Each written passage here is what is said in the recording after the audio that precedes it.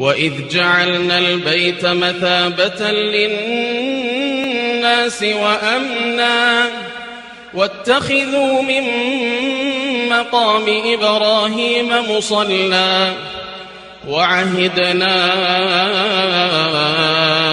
إلى إبراهيم وإسماعيل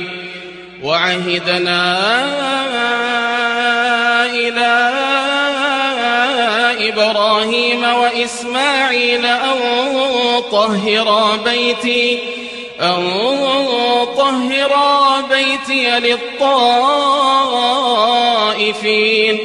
للطائفين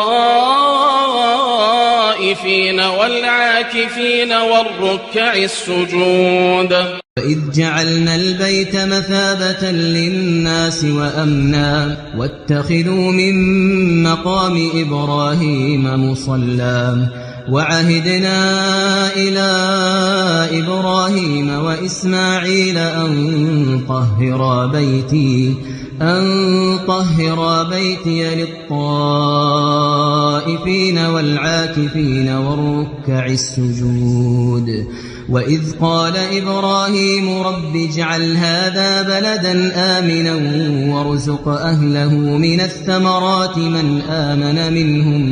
من آمن منهم بالله واليوم الآخر قال ومن كفر فأمتعه قليلا ثم أضطره إلى